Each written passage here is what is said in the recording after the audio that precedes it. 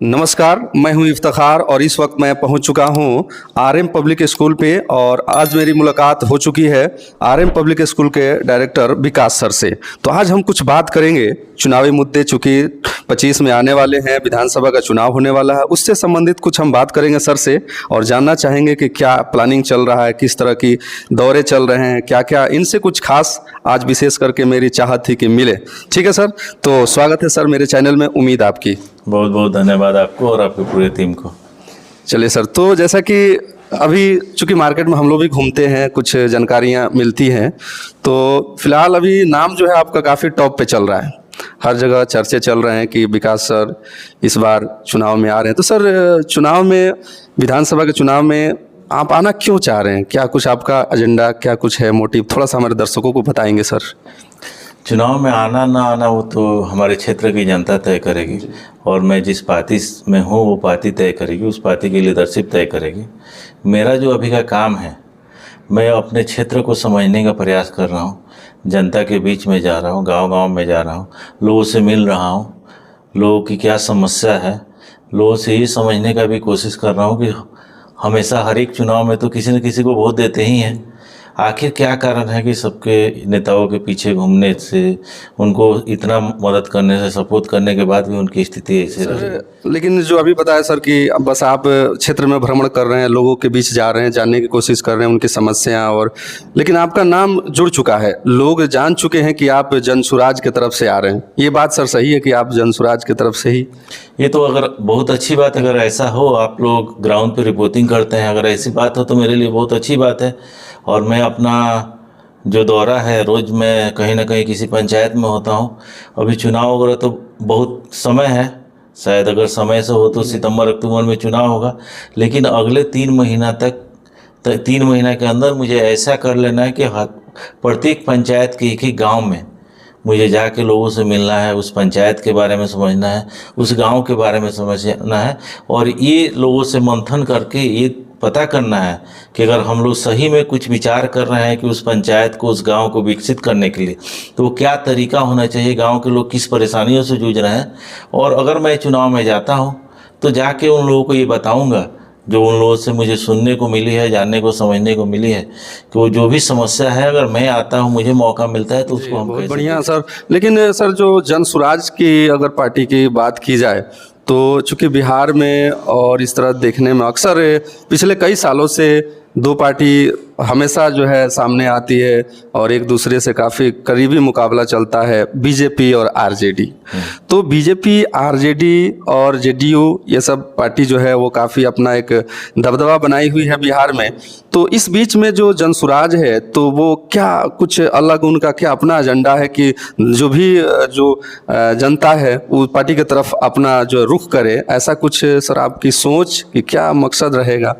इफ्तिकार भाई, एक बात बताइए कि जो जितनी भी आप तीनों पार्टियों के नाम बताए, तो क्या 30 साल पहले ये कोई पार्टी थी क्या?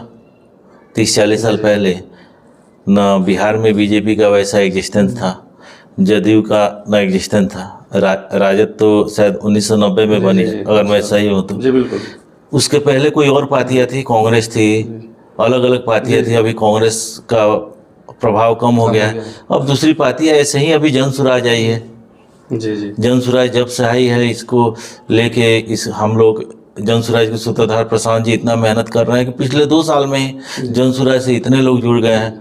तो लोकतंत्र में जो हमारा भारत का मल्टी पार्टी सिस्टम है, इसमें पार्टियाँ आते रहती है, उनका जनाधार बनते रहता है। 30-40 साल पहले भाजपा को कौन जानता था? जी बिल्कुल बिल्कुल। तो आज भारत की सबसे बड़ी पार्टी है। वैसे ही जनसुराज नई पार्टी है, अभी 2 अक्टूबर को ही पार्टी बनने जा रही है। तो ऐसा नहीं है कि इस चुनाव में जी जी, ये बिल्कुल सही है। विकास सर का कहना है कि कोई भी पार्टी आती है तो नई रहती है, धीरे धीरे अपना दबदबा बनाती है और पुरानी भी होती है। ये भी पार्टी नई है और कम समय में, ये बात बिल्कुल सही है, कम समय में अपना पहचान कुछ ज़्यादा छोड़ जा रही है जनता के बीच। जो जनसुराज की बात की जाए, बिहार की जो स्थिति है, अब बात बिहार की आ गई है, तो यहाँ क्या कमी है, किस चीज़ की कमी है कि हम लोग उतना डेवलप नहीं हो पा रहे हैं? जैसे यहाँ के लोग दूसरे जगह जॉब करने के लिए जा रहे हैं, जैसे अगर दूसरे जगह कहीं भी ले लें, बिहार के लोग माइग्रेट करते हैं जॉब के लिए, तो क्या वो इंफ्रास्ट्रक्चर की कमी है, वो बुनियादी मूलभूत जो सुविधा होनी चाहिए उसमें कमी है? क्यों डेवलप नहीं हो रहा बिहार? यहाँ इंडस्ट्रियलाइजेशन क्यों नहीं हो रहा? यहाँ इंडस्ट्री क्यों नहीं लग रहे हैं? ये सब सर थोड़ा सा इस पर रोशनी डालें, क्या दिक्कत क्या है कि हम लोग डेवलप नहीं कर पा रहे हैं?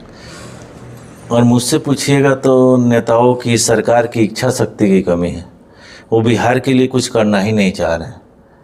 ये जो बिहार की जो स्थिति है, कमोबेश आज़ादी के बाद सभी राज्यों की वही स्थिति थी।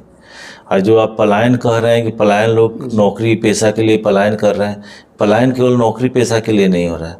आप बताइए कि अगर बिहार में शिक्षा की बात की जाए तो बिहार में कौन सा ऐसा कॉलेज है, यूनिवर्सिटी है जहाँ पे बच्चे पढ़ाई कर सकते हैं? तो उस पढ़ाई के लिए भी लड़कों को पलायन करना पड़ता है। यहाँ से जितने भी छात्र छात्राएं हैं, सबको कहीं, कोई दिल्ली जाता है, कोई कोटा जाता है, कोई लखनऊ जाता है। उस लेवल का यहाँ यूनिवर्सिटी, कॉलेज, कुछ व्यवस्था शिक्षा के क्षेत्र में किया जा सकता है ना?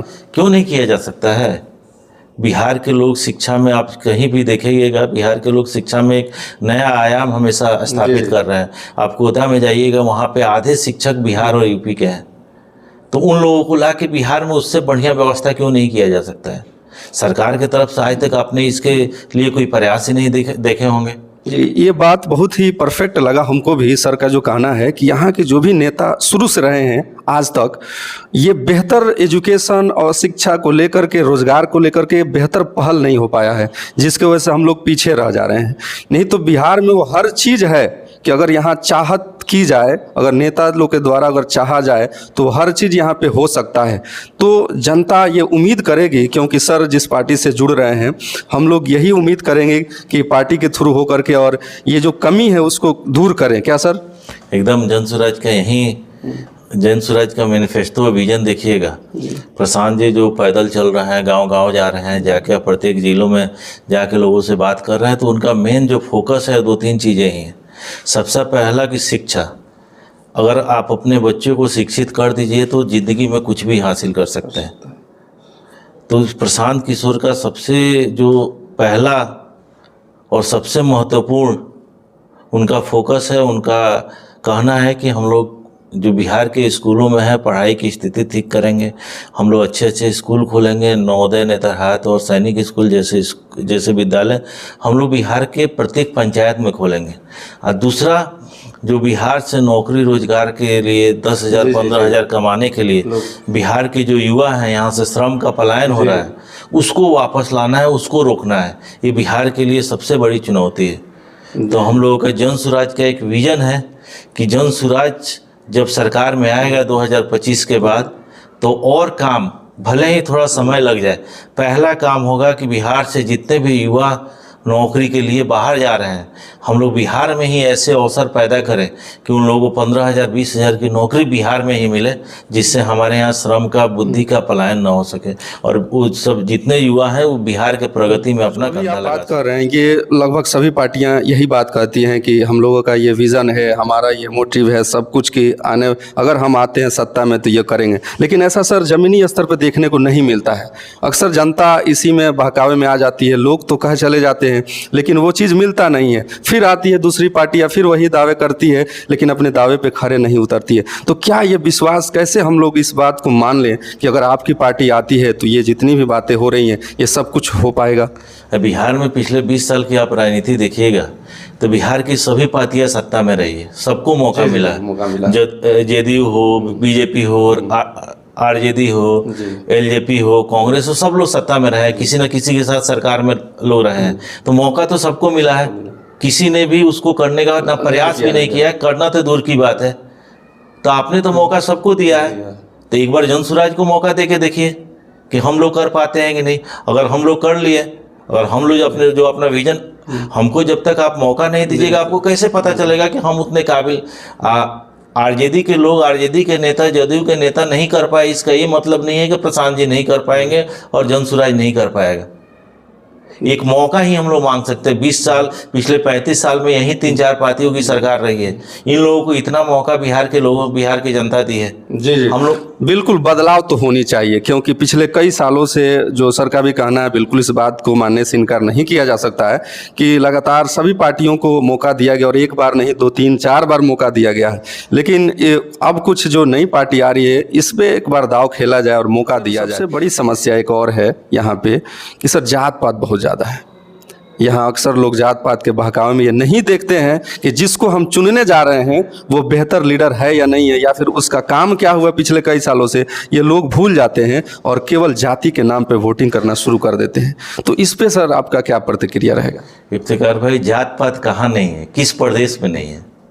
आप लोग काहे ऐसा हमेशा समझते हैं कि जात पात के चलते ही बिहार में ये समस्या है? नहीं सर, यहाँ पे जो भी नेता बनते हैं ज़्यादातर अक्सर हमको सुन लीजिए, जो भी नेता नहीं बनते हैं, जब लोगों के पास किसी नेता का कोई विजन नहीं होता है तो लोग मजबूर होते हैं। जब किसी नेता में कुछ दिखता नहीं है तो अपने जात वाले को वोट देते हैं। लेकिन जनसुराज वैसा नहीं है। पहली बार बिहार में कोई ऐसी पार्टी आई है जो जात पात और धर्म की बात नहीं कर रही है, वो बिहारी की बात कर रही है। बिहार की दुर्दशा कैसे ठीक किया जा सकता है वैसे उसकी बात कर रही है। बिहार में शिक्षा का स्तर कैसे सुधारा जा सकता है उसकी बात कर रही है। बिहार में युवाओं के लिए रोजगार की संभावना कैसे लाई जा सकती है उसकी बात कर रही है। तो जब बिहार में मुद्दों की बात होती है तो वहाँ पे जात पात और धर्म की बात नहीं होती है। आप भारत के किसी भी प्रदेशों में जाइएगा, क्योंकि हम लोग बिहार के हैं तो बिहार के चीज़ों पे हम लोग को ज़्यादा ध्यान होता है। किसी भी प्रदेशों में जाइएगा जात पात का समस्या सब जगह है, लेकिन ऐसा नहीं है कि वहाँ पे लोगों को वोट देने का जो तरीका है वो जात पात पे ही निर्भर है। बिहार में ऐसी स्थिति बनाई गई है, ऐसी स्थिति बनाई इसलिए गई है, ऐसी स्थिति बनी है क्योंकि बिहार में कोई अच्छा विकल्प नहीं था।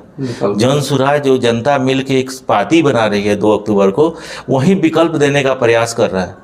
इसमें कोई बाहर के लोग नेता नहीं बने हैं, चाहे ऐसे लोगों को नेता नहीं बनाया जा रहा है जो किसी दूसरे पार्टियों में थे और फिर इस पार्टी में माइग्रेट होकर वो नेता बन जाए। इसमें बिहार के लोग, प्रशांत जी घूम घूम के हर एक जिले में जाके वहाँ पे ऐसे युवा जो सामाजिक और राजनीतिक अपने कामों में रुचि रखते थे उनको देख के और सही लोगों को खोज के निकाले हैं, मत के निकाले हैं, और उन लोगों को मिला के उन लोगों को साथ लेके, आपको पता होना चाहिए, आपको आश्चर्य होगा 2 अक्टूबर को जो पार्टी बनने जा रही है उसके पहले ही जनसुराज के 1 करोड़ से ज़्यादा लोग अस्थायी सदस्य हो गए हैं। बहुत बड़ी बात है, ये बहुत बड़ी बात है। बिहार में अभी आप बोल रहे थे ना कि पहले से इतनी सारी पार्टियां हैं, आप इसमें से किसी एक पार्टी का नाम रखिए जिसके इतने सारे मेंबर बिहार में हो। तो जो जनसुराज पदयात्रा के रूप में शुरू हुआ था, एक अभियान के रूप में शुरू हुआ था, पिछले 2 साल में इतना काम किया है, लोगों के बीच में इतना गया है, लोगों का इतना भरोसा है कि 1 करोड़ से ज़्यादा लोग उसके सदस्य बन गए, संस्थापक सदस्य बन गए। तो आप आशा कर सकते हैं कि अगले चुनाव तक जनसुराज लोगों के बीच में, लोगों के दिल में कैसे अपना जगह बनाएगा। और हमें पूरा भरोसा है कि जैसे जनता, हम लोग गाँव-गाँव जा रहे हैं, जनता से मिल रहे हैं, जनता जैसे जनसुराज की बात कर रही है, प्रशांत किशोर की बात कर रही है, तो हमें पूरा भरोसा है कि 2025 के चुनाव में आप देखिएगा, मैं आपको वादे के साथ कह रहा हूँ कि जनसुराज पूर्ण बहुमत की सरकार बिहार में बनाएगी। देखिए सर का हौसला काफ़ी बुलंद है और पूरी उनकी उम्मीद है कि जनता इनके तरफ रुख करेगी। एक और बात सामने आ रही है कि बी टीम बोला जा रहा है कि ये बीजेपी से हो सकता है कहीं आगे चल करके मिल जाए, ऐसा कुछ सुनने में आया है। ये मेरी बात नहीं है, कुछ लोगों के द्वारा सुना गया। ये बी टीम वाली बात कहाँ से आ रही है?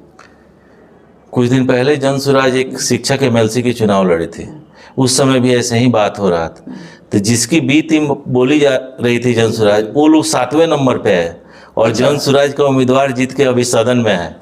तो भगवान करे कि जिसको जो लोग बी टीम बोल रहा है वही 2025 में उसके उम्मीदवार जीत के सदन में जाके सरकार बनाए और ये लोग बी टीम, सी टीम, डी टीम आपस में खेलते रहे। शुक्रिया, धन्यवाद इसके लिए कि आपने सर इतना समय दिया। बहुत बहुत धन्यवाद आपको यहाँ तक आने के लिए। और आप भी युवा हैं, आप भी बिहार के बारे में अपनी सोच रखते हैं, आप भी इस पीड़ा से ग्रसित हैं कि एक युवा नौजवान होके, पढ़ा लिखा होके पटना यूनिवर्सिटी से शिक्षा लेने के युवाओं से मेरा एक अपील है कि हमारे भविष्य की बात है। इस बार जो प्रयास हो रहा है, इस बार अगर हम लोग मदद नहीं किए तो शायद किसी और में इतनी हिम्मत नहीं होगी, इतनी ताकत नहीं होगी कि बिहार को फिर बदलने के लिए, व्यवस्था को बदलने के दोबारा कोई प्रयास करे। तो हम सब युवाओं को मिलकर प्रशांत जी के साथ देना है, जनसुराज का साथ देना है। बहुत बहुत काफ़ी बेहतर लगा आपसे बात करने के बाद कि आप जो एक जिस तरह से जवाब दिए सारे सवालों का, काफ़ी सुनने वाले दर्शक मेरे जो भी इस चैनल के माध्यम से हैं उनको भी पसंद आएगा। सर इसके लिए धन्यवाद, शुक्रिया। बहुत बहुत धन्यवाद।